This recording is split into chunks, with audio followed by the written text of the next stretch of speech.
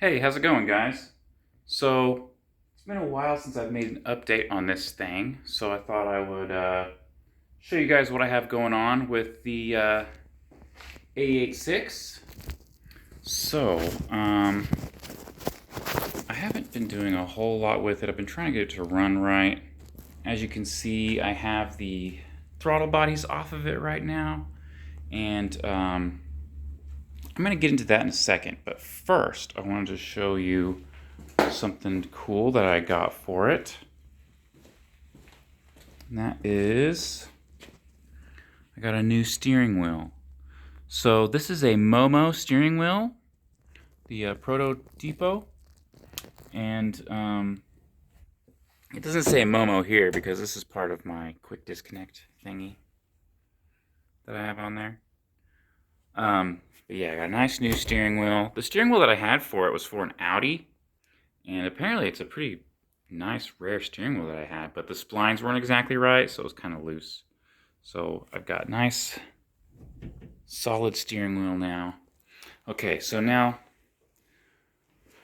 why do I have the throttle bodies off? So here's the throttle bodies, and here's all the parts to it: the velocity stacks, the gaskets, the linkage, all that stuff.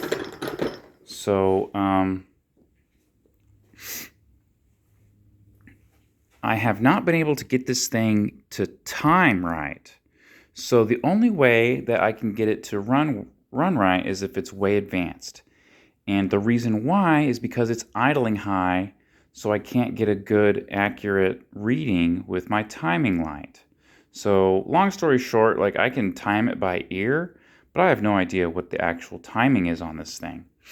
And, this thing, it revs high, I've got these nice Toto valve springs in it. I want to be able to take it close to 9,000 RPM without worrying about it. So, I mean, the timing is really, really important, So, the reason why I can't get it to time is because I can't get it to idle right. It'll just idle way too high.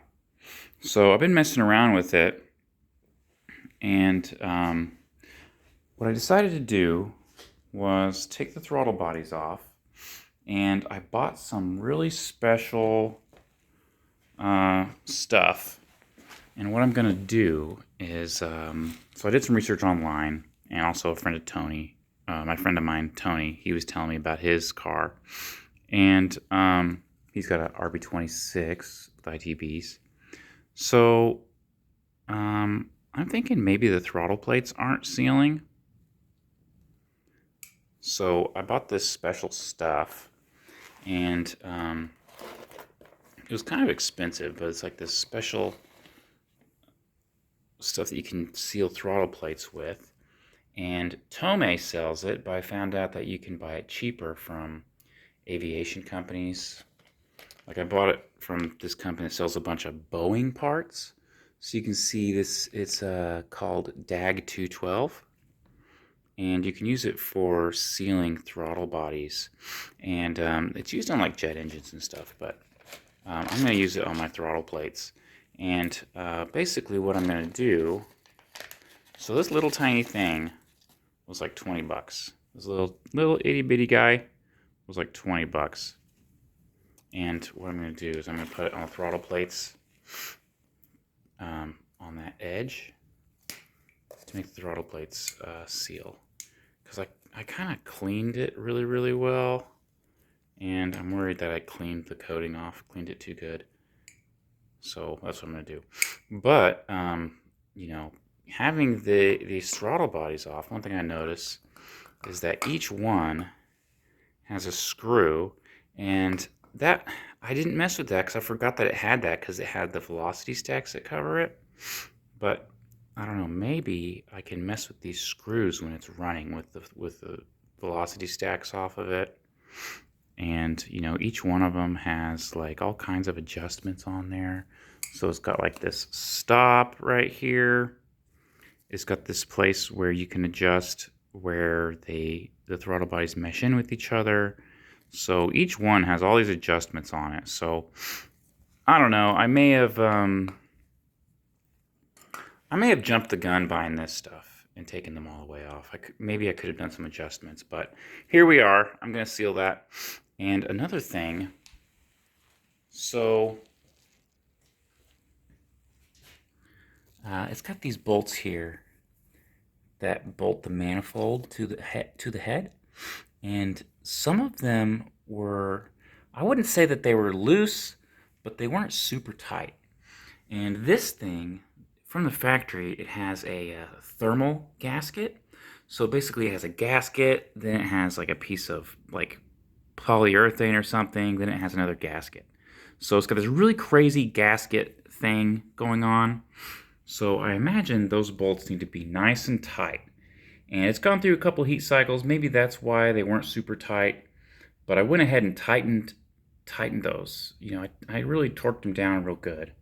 So that might make a difference, because a couple of them, you know, I got them to turn quite a bit.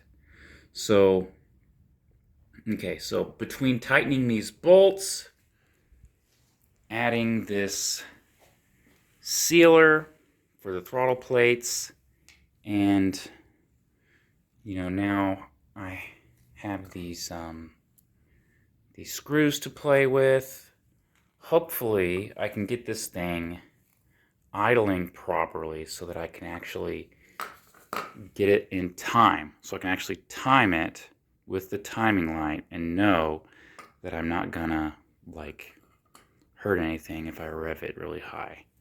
So, I mean, it was running pretty good, and it would run good if you know, I just timed it by ear, but, you know, I want to get it right.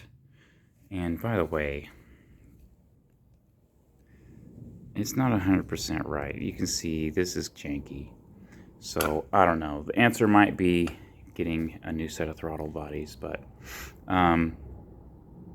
that's where I'm at, guys. So, I'm going to use this fancy Boeing Molly paint stuff on the edge of the throttle plates, and then I'm going to let this dry for 24 hours. Then I'm going to put it all back together, and hopefully it'll idle a little bit better, and I can get this thing to time, and then I can you know, I can drive this thing hard, you know, because it drives good. It drives good the way it is, but I've been kind of babying it, you know what I mean? So, you know, I'll get it running without these velocity stacks on it first. That way I can play around with those screws. And I probably need to look into some information online about tuning these throttle bodies.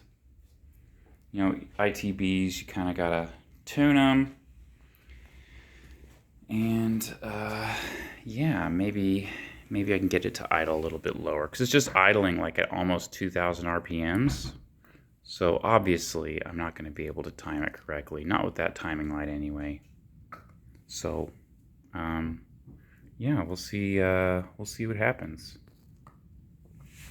So that's it for this video, guys. I really hope to get this thing like to where I can drive it and show it off. And full disclosure, guys, the reason why the bumper is not on there is because I can't get out of the shop with the bumper on. So, you know, if it's in the shop, it's got the bumper off. But that's it, guys. See you next time.